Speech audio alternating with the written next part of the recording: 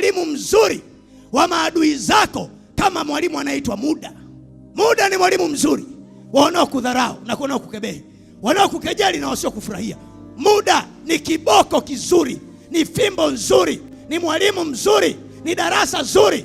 Muda wa Mungu kufanya kazi na wewe, muda wa Mungu kukushughulikia, muda wa Mungu kukutengeneza, muda wa Mungu kukubadilisha, muda wa Mungu kukuheshimisha, muda wa Mungu kukuinua, muda wa Mungu kukutendea. Muda. Vita nyingine inaamuliwa na muda. Kwa sababu mtu akikukebei kwa hali ulionayo sasa hivi, ukimjibu wewe ni mpiga kelele tu. Yaani ninachokisema sio kizuri, lakini ukielewa kwamba ndivyo kilivyo.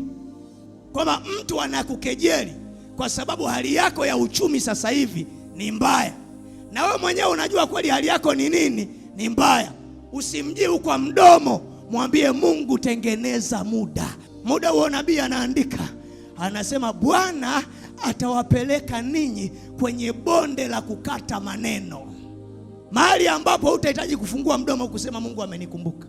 Macho yao yatakapotazama yakiliona lile bonde lilivyojaa ubichi na umande wa mbinguni, Mungu akiwa amekufanikisha kwa ya umande wa mbinguni na manono ya duniani, ardhi yako ikiwa imefunguliwa, isikuzalie mapooza bali ianze kuzaa vitu vyema.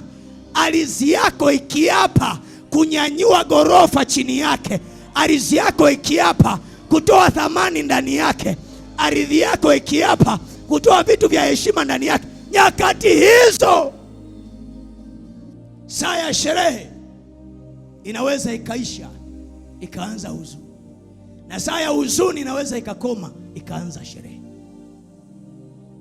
Mwenye muda na mwenye wakati ni Mungu wa majira na nyakati. Baada ya kuombewa sasa hivi, mama anasikia, macho yake yanaona, Mungu wako amemfungua baba.